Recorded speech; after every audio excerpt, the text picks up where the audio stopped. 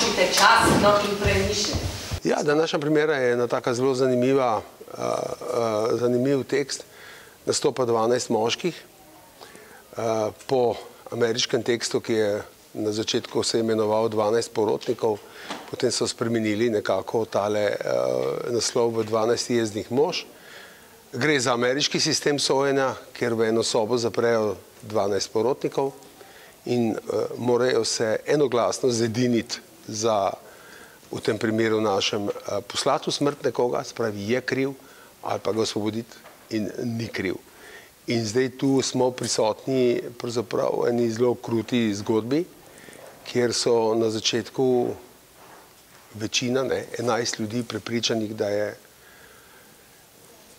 ta mlad fant, ki je naj bi umoril očeta, enostavno kriv. Samo eden se zoperstavi proti temu in pravi, ne rečem, da ni kriv, ampak ne moramo v 5 minutah opraviti z človeškim življenjem. Moramo se malo vsaj pogovarjati. In seveda, bolj ko se začnejo pogovarjati o raznih dokazih, ki so jim bili priča in to, se ugotavlja nek utemeljen dvom, da je res vprašanje, če je tega. In na koncu se zgodba popolnoma obrne in se reši na nek način. Gledamo eno zelo sodobno zadevo današnjega sveta, ker je vprašanje neke odgovornosti, ki se mi zdi, da jo je danes vedno manj, zelo tako z levo roko lahko tudi te stvari naredimo in naredimo strahotno, bi rekel, krivico. Gledamo pa tudi seveda eno dobro predstavo z 12 izjemnimi vlogami. Mi gledamo tako rekoč kriminalko, se pred nami odvija uro pa pol in jaz mislim, da bo publika zelo zadovoljna s to predstavo. Z našo razvojo ničesar ne dobim in ničesar ne izgubim. To je eden od razlogov, zakaj smo močni. Ne smemo iz tega narediti osebne zadeve. Sprašujem se, če ne bi še enkrat glasovali. Ja, tega danes še nismo počeli.